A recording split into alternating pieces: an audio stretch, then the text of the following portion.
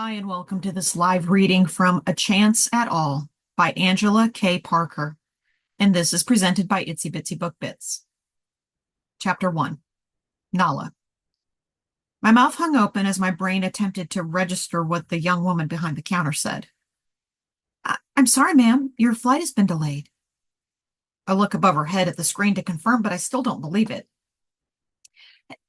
Excuse me, did you say it was delayed? Yes, we can. My head floods with chaos and panic, drowning out her words. Today couldn't be a worse time for a flight delay. This can't be happening. My home is inaccessible, and the streets are flooded with locals and visitors. I imagine the hotels are about full, if not fully occupied already. I close my eyes and release a calming breath before returning my gaze to the smiling woman who appears just as frustrated as everyone else around us. I clear my throat and offer a smile. When you say delayed, how long do you mean?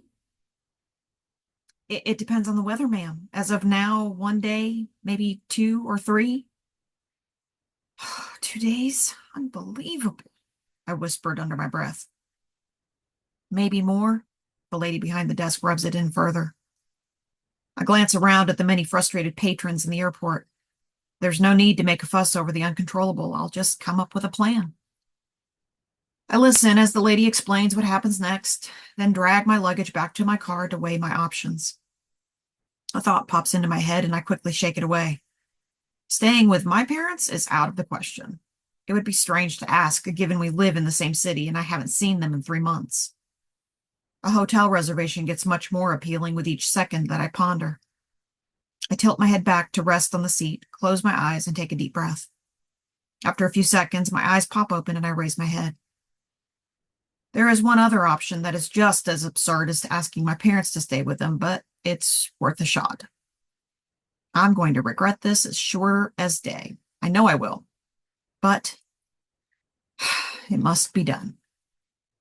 I breathe deeply, holding my cell phone to my ear and nipping nervously at my lower lip.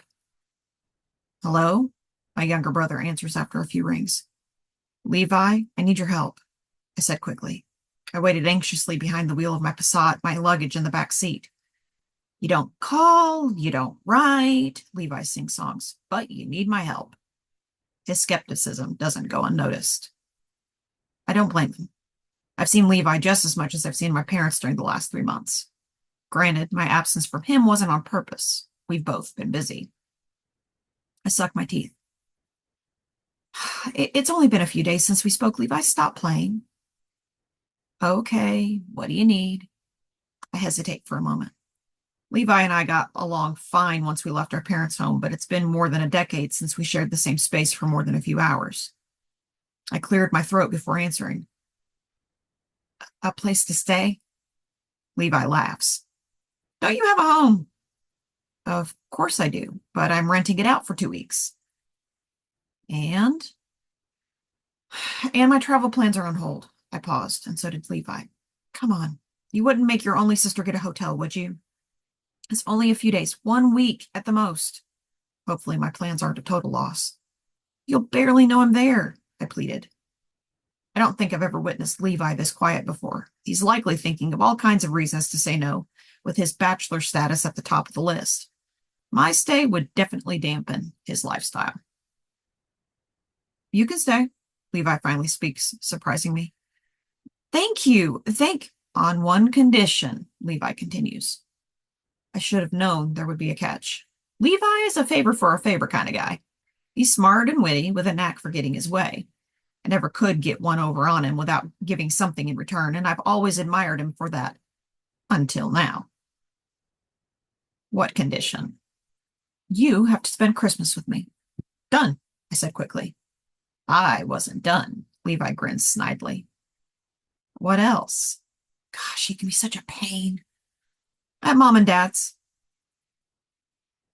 I don't know. My dad and I haven't always seen eye to eye. I glance around my car as if I have other offers flooding in. I could try to get a hotel, but it's the holidays. It would cost an arm and a leg, even if I found one. Or I can suck it up and endure a few days with my parents. Fine, I sighed, giving in to Levi's demands. Fine, Levi echoes. I imagine Levi's smug smile through the phone.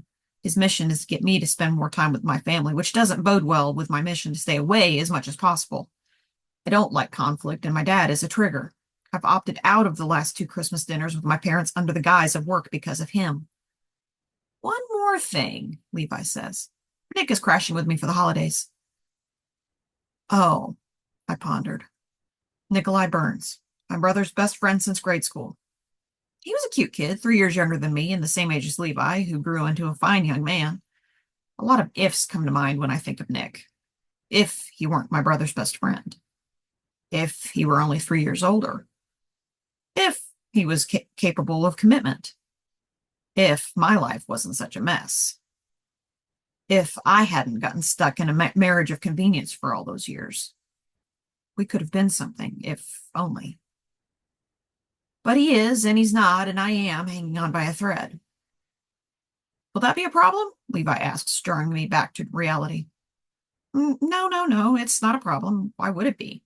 It's just Nick. My forehead wrinkled. The two of you don't actually see eye to eye, at least not the last time we were all together. We see eye to eye. There's nothing wrong with having a difference of opinion, I huffed. Levi grunts a laugh. I'll stay out of his way if he stays out of mine, I said, rolling my eyes. Then it's settled. Looking forward to my stay, I said with faux enthusiasm and sarcasm. Levi ends the call while I wonder if my decision to bunk at his place is right. I remain parked for a few minutes longer, thinking of the last person I should be thinking about. I haven't seen Nick in nearly 10 years. I was in a relationship then, trying to make the best of a losing battle. Last I heard, he was breaking a young woman's heart. Better her than me. My heart has been broken enough to last a lifetime. Once I left the airport, I took my time driving to Levi's, too big for one man, house. When I arrived, I noticed his lawn was just as bare as the last time I saw it. It appeared he was playing a game of, tell me you're a bachelor without telling me you're a bachelor. There were no colorful flowers, just plain green bushes along the front of the house. No one would ever guess that he's a real estate agent with a lack of curb appeal. Well, at least the grass is cut. I peered at the closed double-car garage door before parking in front of it, thinking it would be nice if I could pull inside. Just one of the downsides of being someone else's guest. Leave my luggage in the car while I ring the doorbell to summon Levi. I scope my surroundings every few seconds to see if anyone's watching me stand here like a crazy person waiting for an answer. The neighborhood feels gated, but it's not. It's nice and quiet, with each house about 10 yards apart and sizable fenced-in backyards. A minute passes before I call Levi to see what's keeping him. I hold the phone to my ear, looking across the neighbor's lawn, and the door suddenly swings open.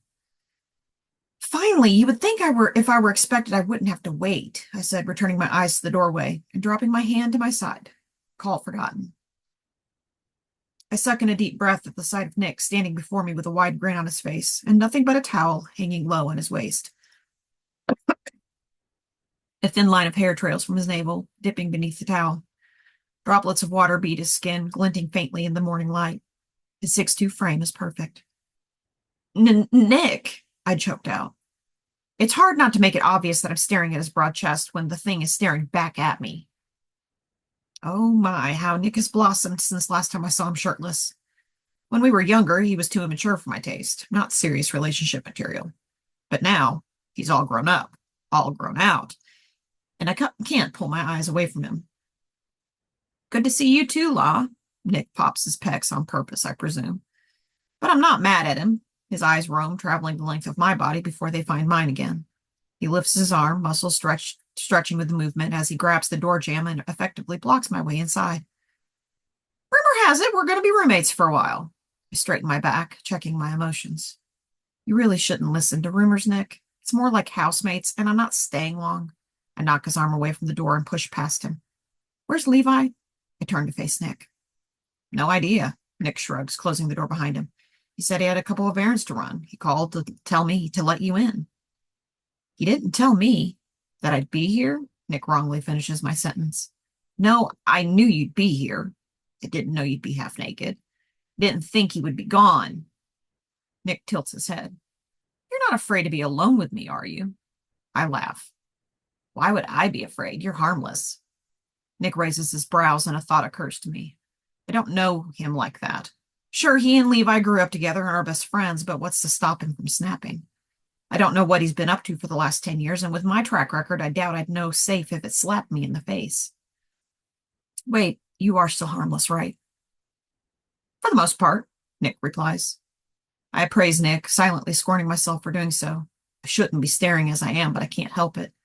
He's gorgeous, ripped, ridged, rugged, and so appealing to the eyes. I'm not the least bit ashamed, nor is Nick, as he stares knowingly back at me. I cleared my throat, feeling a bit uncomfortable. I see you're still as cocky as ever. My eyes drift to the slight bulge at his waist. I may be grieving the loss of a failed marriage, but I'm not dead. I can double task. Nick widens his stance, spreading his legs and crossing his arms over his chest. You could say that. Right. I look away, turning toward the hallway. So, which room is yours? Levi's single-story split floor plan puts Nick and me on the same side of the house with only a hallway between us. I don't even want to think about the possibilities. I hope Nick's not a sleepwalker. The air behind me warms unexpectedly. Are you thinking of changing the terms of your stay? Nick's breath tickles my ear. I'm reluctant to move, fearing the brush of any part of him against my body. The time between the last time a man touched me and now should be a crime. At least that's what my friend Pam said. Hence the trip that I was reluctantly taking with her. Pam left a few days earlier for Key West to catch up with family before I arrived. Before I began life alone, the trip was supposed to be an interlude, my Stella intervention. I haven't told her that my flight was delayed yet, so I imagine she'll be more disappointed than me. La, is everything okay? Nick touches my shoulder, his breath still warm on my ear. I jumped out of my thought and my back bounced off Nick's chest. Yeah, I'm fine. I turned to face him, putting a few inches between us.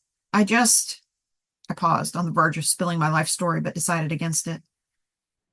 I don't know how much Nick knows about me or if he would even care. In any case, he's not the person I should talk to about my divorce.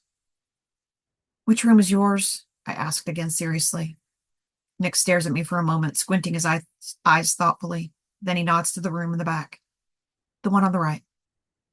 I nod my thanks and disappear into the room on the left.